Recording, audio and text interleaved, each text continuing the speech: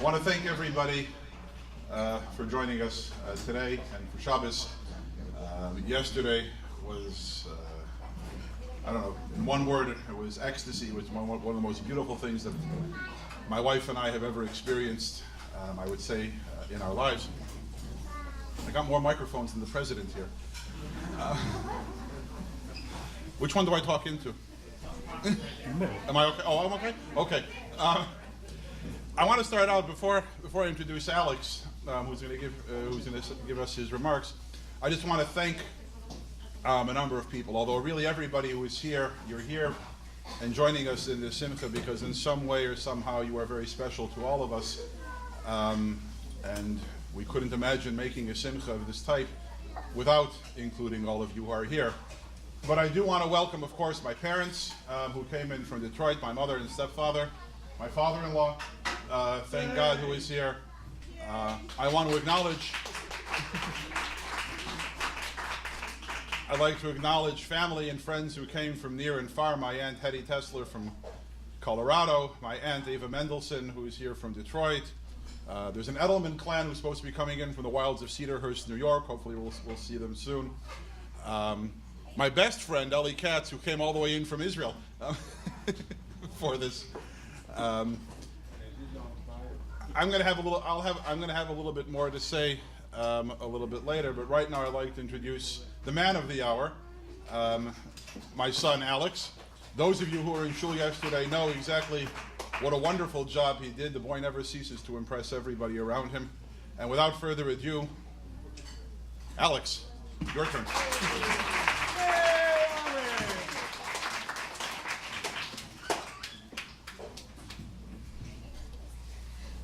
Hello everyone, and thank you for sharing in the simcha of my bar mitzvah.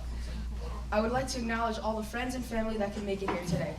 I first want to give a special thanks to my parents who made this day happen.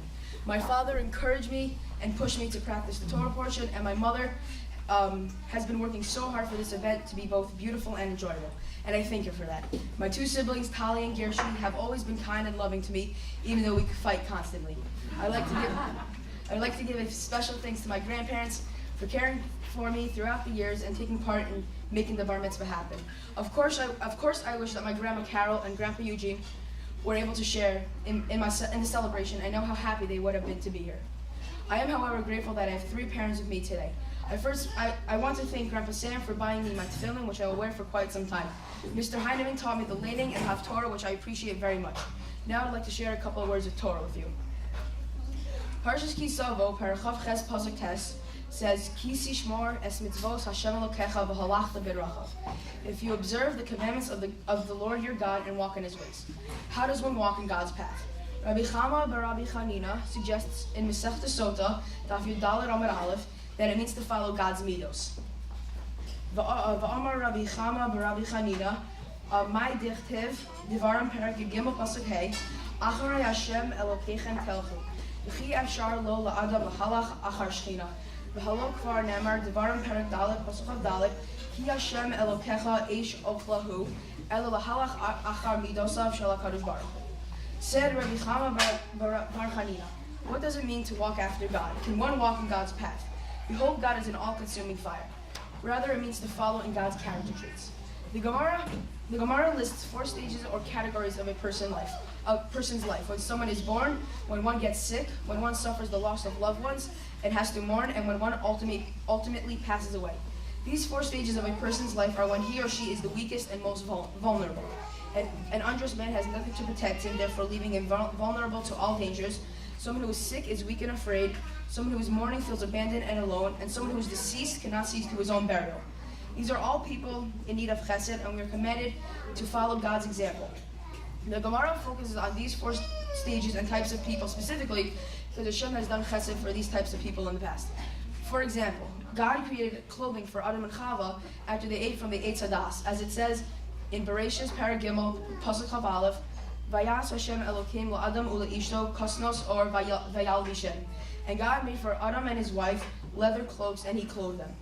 When Abraham was in his tent suffering after his bris milah, God appeared to him as it states in Bereshis Paragud Ches Pasuk Aleph, Vayar Elav Hashem Elonei Mamre, and God appeared to him, Abraham, in the plains of Mamre. It then goes on to say that God comforts mourners. Hashem comforted Yitzchak after his father passed, as it says in Bereshis Chav Hey Pasuk Yud Aleph, Vayihi Achar Mos Abraham Vayavarech Elokim Es Yitzchak Beno. And it was after the death of Abraham that God blessed Yitzchak his son. The last type of chesed that God does for people is burying the dead. Hashem buried Moshe in a valley, as it is written in Devarim Perek Lamed Daled Pasuk Vav, Vayikvar Oso Bagai, and He, Hashem, buried him, Moshe, in a valley. The Gemara is telling us to do kindness to these people at all times, just like Hashem does. These 4 acts of kindness is the Gemara's interpretation of what it means to walk in God's path.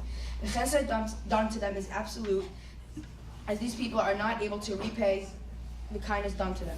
True godliness is acts of unrequited kindness. The concept of the Gemara is codified by the Rambam in Sefer HaMitzvos, Mitzvos Aseh, Mitzvah Ches. As he states, he should see vanu Lehidamos bo yis'ala kefi hilchos v'hu amru v'halachta b'drachav. In the Yad HaChazaka, in Hilchas Deis, Perek Aleph, Halacha Hey, the Rambam uses the pasuk of Halachta B'Drachav, the concept of imitatio Dei, in an entirely new way, one not borne out by any Talmudic source. He states that the mitzvah of going in God's ways is to not be an extremist and always seek the middle ground between two opposing forces, between two opposing views. Mitzion anu laleches b'drachem ha'elu habeinonim v'hem ha'drachem ha'tovim v'ha'yesharim shenemar v'halachta b'drachav. This seems to contradict the Sefer HaMitzvos, where the Rambam explains the mitzvah as being unconditionally kind to people. Although the Rambam in Halacha Hey says that the attributes described in Sotah are the Derech Hashem, the way of God, he does not explain how he arrives at this conclusion. Simply put, how can extreme anything be considered preferred middle ground? We now arrive at a question of what the Rambam believes is the correct way to perform the mitzvah. A possible answer is to be found in the Sefer HaChinuch, written by Harav Aharon Halevi, who presents both views of the Rambam and combines them into one unified concept. Sefer HaChinuch says that all God intends is that the world be built upon kindness. Since this is God's ultimate desire, it is in fact the Derech HaYashar, or the correct path. By always looking for the middle ground between two opposing opinions, one will arrive at God's desired chesed. This idea is further demonstrated in Rashi's comment to Bereshis Perek Aleph Pasuk Aleph on the words Bara Elokim.